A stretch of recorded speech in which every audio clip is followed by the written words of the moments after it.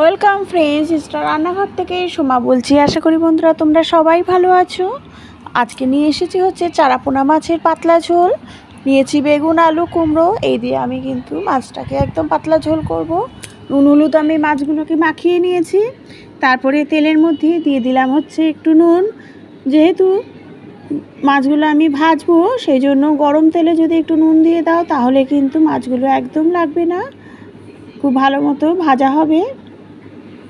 সেই জন্য কড়াইয়ের মধ্যে মাছ দেবার আগে একটু নুন দিয়ে দেবে, তাহলে কিন্তু কড়াইয়ের থেকে একদম ছেড়ে যাবে তাড়াতাড়ি মাছগুলো ভেজে আমি তুলে নিচ্ছি। এই মাছগুলো কিন্তু একটু ভালো করে ভাজবে, তাহলে ঝোলটা খেতে ভালো লাগে।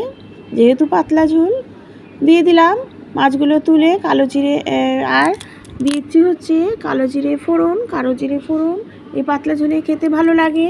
আর সবজিগুলো দিয়ে দিলাম, দিয়ে আমি নুন আর হলুদটা দিয়ে ঢেকে আমি সবজিগুলোকে আগে ভেজে নেব।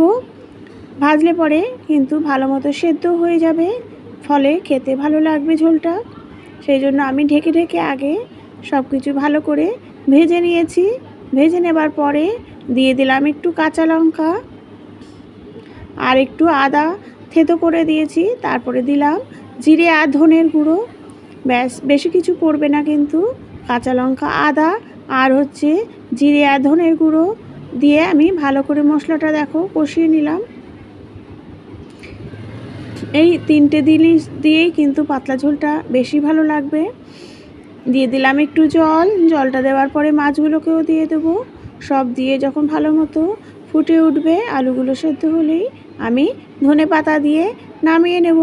তাহলেই কিন্তু রেডি হয়ে যাবে চারাপোনার পাতলা ঝোল। মাঝে মাঝে কিন্তু এরকমভাবে করে খাবে আর কমেন্ট করবে কেমন লাগছে। আর এই নামানোর আগে একটু ধনেপাতা, এতে কিন্তু টেস্টটা আরও বেড়ে যাবে।